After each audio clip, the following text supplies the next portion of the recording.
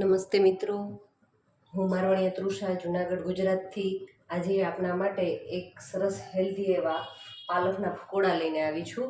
તો એમના માટે આપણે પાલક જોશે, ચણાનો લોટ છે, પછી રવો લીધો છે અને એમની અંદર નિમક, મરી, થોડા એવા સાજીના ફૂલ લીધા છે અને બીજો એક આપણે મસાલો બનાવવાનો છે. એના માટેની વસ્તુ લીધી છે. તો હવે સૌપ્રથમ આપણે શું કરશું, તો એક નાના બાઉલ જેટલો ચણાનો લોટ લીધો છે. એમની અંદર આપણે 2 ટેબલ સ્પૂન જેટલો રવો એડ કરીશું અને એમની અંદર સ્વાદ અનુસાર નિમક,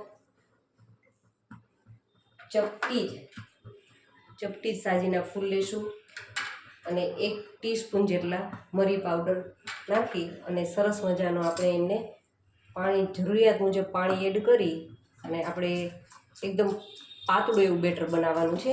પાણી છે એ ધીમે ધીમે નાખશું, જેથી કરીને પાણી ઘણી વખત વધી જાય તો પણ સારું ના થાય બેટર. આપણે એકદમ સરસ બેટર બનાવવાનું છે. આ રીતે મિક્સ કરી હલાવતા જવાનું છે અને 2-3 મિનિટ માટે બેટરને છે એમનેમ રહેવા દેવાનું છે, કારણ કે આપણે જે રવો નાખ્યો છે એ રવો સરસ ફૂલી જશે અને ચણાના લોટની સાથે સરસ મિક્સ થઈ જાય એ માટે થઈ અને 2-3 મિનિટ માટે બેટરને આપણે એમને એમ જ રહેવા દઈશું. હવે જુઓ, આપણું બેટર છે એકદમ સરસ તૈયાર થઈ ગયું છે. આ રીતનું બેટર રેડી કરવાનું છે અને એની અંદર એક પણ લમ્સ ના રહે એનું ખાસ ધ્યાન રાખવાનું છે. અને આપણે ગેસ ઉપર તેલ પહેલેથી જ ગરમ કરવા માટે રાખ્યું હતું. તેલ પણ ગરમ થઈ ગયું છે. તો હવે આપણે એમની અંદર આપણા પાલકના પાન લોટની અંદર આ રીતે ડીપ કરી અને એને ફ્રાય કરીશું. તમે બાળકોને આ રીતે પાલકના પકોડા ખવડાવી દેશો તો બાળકને કદાચ ખ્યાલ પણ નહીં આવે કે એમણે શું ખાધું છે. અને એમની ઉપર જે આપણે મસાલો સ્પ્રિંકલ કરીશું એનાથી એ પાલક છે ખૂબ જ ટેસ્ટી બની જશે અને એકદમ સરસ ક્રિસ્પી પણ બનશે. અને આને આપણે મીડિયમ ફ્લેમ ઉપર જ આપણે એમને ફ્રાય કરવાના છે. તમે જુઓ, ખૂબ જ સરસ દેખાય છે. લગભગ 2 કે 3 મિનિટનો ટાઈમ લાગશે ત્યાં સરસ મજાના એ આપણા પાલકના પાન છે ક્રિસ્પી થઈ અને રેડી થઈ જશે. જુઓ, પાલકને આ રીતે હળવે હળવે પલટાવી અને સરસ ગોલ્ડન બ્રાઉન થાય ત્યાં સુધી આપણે એમને ફ્રાય કરવાની છે.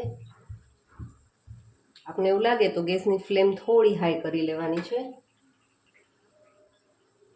અને સરસ ક્રિસ્પી થવા દેવાના છે. હવે જુઓ, આપણા પાલકના પકોડા છે એકદમ સરસ ગોલ્ડન બ્રાઉન થઈ ગયા છે.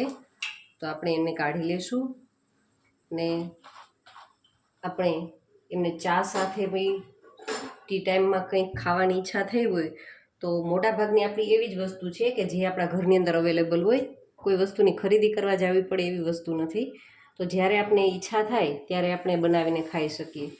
ને એ જ રીતે આપણે હવે આનો બીજો ગાણો પણ આ રીતે બનાવીશું.